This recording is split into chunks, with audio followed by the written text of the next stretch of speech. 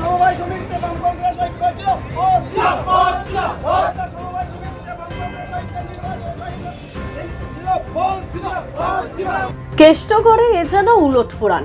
তৃণমূলের ভরা বাজারেও জয় ছিনিয়ে নিল বাম কংগ্রেস জোট। তৃণমূলকে ধরাশায়ী করে দিল তারা। কেষ্ট জেলাতে ফিরে এলেও তৃণমূলের কোনো ম্যাজিকই কাজ করলো না। নলহাটির কয়থা সমবায় সমিতির নির্বাচনে 20টি আসনে জয় পেল বাম কংগ্রেস জোট। পরিষ্কার পরিচ্ছন্ন ভোট হলে তৃণমূল আর কোথাও জিততে পারবে না বলে দাবি করেছেন জোটের নেতারা। এই নিয়ে নলহাটির শাসক দলের নেতৃত্বদেরও বেশ মুখ পুড়ল। তবে অবশ্য শাসক দলের দাবি, একটা সমবায় নির্বাচন জয় নিয়ে এত লাফালাফি করার কিছু হয়নি। 2026 বিধানসভা ভোট হলেই জানতে পেরে যাবে তাদের আসলে মানুষ প্রত্যাখ্যান করেছে বলে। এই নিয়ে কথা বলবো প্রতিনিধি সৌমদীপের সঙ্গে। সৌমদীপ, কি আপডেট আছে? হ্যাঁ দেখো, যেটুকু জানা যাচ্ছে যে দীর্ঘ 12 বছর ধরে এই কয়থা সমবায় নির্বাচনে কোনো ভোট হয়নি। রাজ্য সরকার যখন সমবায়গুলি ভোট করার সিদ্ধান্ত নিল, সেই লিস্টে এই কয়থা সমবায় সমিতিও ছিল।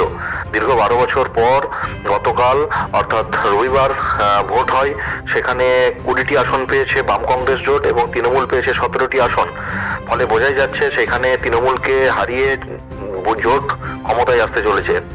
এখানকার বাম এবং কংগ্রেস নেতারা উপস্থিত হন এবং কর্মীরা লাল আবির মেখে একে অপরকে কোলাকুলি করেন।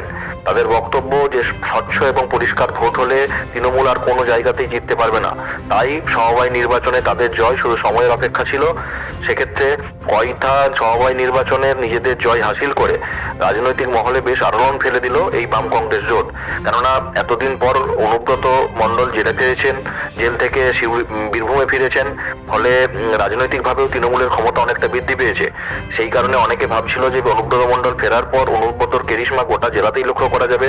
পাশাপাশি কাজল শেখও, তিনি জেলা পরিষদের সভাধিপতি, তিনিও গোটা জেলায় ছুটছেন এবং তার ম্যাজিকেও অনেকে বলতে শুরু করেছিলেন যে তৃণমূল আরো ভালো ফল করবে। কেননা গত লোকসভা এবং পঞ্চায়েত নির্বাচনে দেখা গিয়েছে তৃণমূলের অভূতপূর্ব ফল হয়েছে। কিন্তু প্রশ্ন হলো যে নলহাটি সমবায় নির্বাচনে কি এমন হলো যেখানে তৃণমূলকে হারের মুখ দেখতে হলো?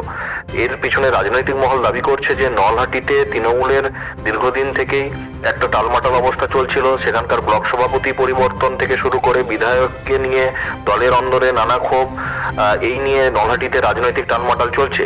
সেই সঙ্গে সামনেই 2026-এর বিধানসভা নির্বাচন। নলহাটিতে বিজেপির একটা বেশ ভালো জোর রয়েছে, দখলদারি রয়েছে। সেক্ষেত্রে 2026 নির্বাচনের আগে তৃণমূলের কাছে সমবায় নির্বাচনে হার অন্তত একটা চিন্তার কারণ হয়ে থাকলো বলেই মনে করছে রাজনৈতিক মহল। এই নির্বাচন কয়থা সমবায়ে 12 বছর ধরে কোনো নির্বাচন হয়নি। কয়থা সমবায় একটা বীরভূম জেলায় যে বড় বড় সমবায়গুলো আছে তার অন্যতম, এবং এই সমবায়ে যে আর্থিক লেনদেন ইত্যাদি একটা বিরাট অঙ্কের মানুষ যুক্ত, প্রায় 5,000 ভোটার। সেই মানুষরা দীর্ঘদিন ধরে বঞ্চিত। এই এলাকায় যে কোঅপারেটিভ যে সুযোগ সুবিধা, ঋণ পাওয়া, সার পাওয়া ইত্যাদি, তার ক্ষেত্রে একটা বিরাট অংশের মানুষ বঞ্চিত। তার বিরুদ্ধে আমরা ঐক্যবদ্ধ করেছিলাম বাম কংগ্রেস জোটের পক্ষে মানুষকে, এবং সেই ঐক্যবদ্ধ যে আমাদের বার্তা, যে দুর্নীতিমুক্ত, যেমন তৃণমূল গোটা রাজ্যে দুর্নীতি করছে তেমনি কোঅপারেটিভেও করছে। এই কোঅপারেটিভকে আমরা দুর্নীতিমুক্ত করতে চাই এবং জনগণের কোঅপারেটিভ ছিল পূর্বে বামফ্রন্টের আমলে, সেই জনগণের কাছে আবার ফিরিয়ে দিতে চাই। এই বার্তা আমরা দিয়েছিলাম, মানুষ তাতে সাড়া দিয়েছে এবং বাম কংগ্রেসের ঐক্যে জয়ী করেছে। নলহাটি 1 নম্বর ব্লকের কয়থা সমবায় ব্যাংকের ভোট ছিল। পরিষ্কার পরিচ্ছন্ন ভোট যেখানে হবে সেখানে বামফ্রন্ট কংগ্রেসের জোট জিতবে, কারণ বিজেপি এবং টিএমসির সেটিংটা মানুষ বুঝে গেছে। সেই রেজাল্টটাই হয়েছে বামফ্রন্ট কংগ্রেস জোট। আমরা কয়থাতে 20খানা সিট পেয়েছি, 17খানা সিট টিএমসি পেয়েছে। মানুষকে অসংখ্য ধন্যবাদ জ্ঞাপন করি। দ্য সহজ পাঠ, সহজ কথা, সঠিক তথ্য।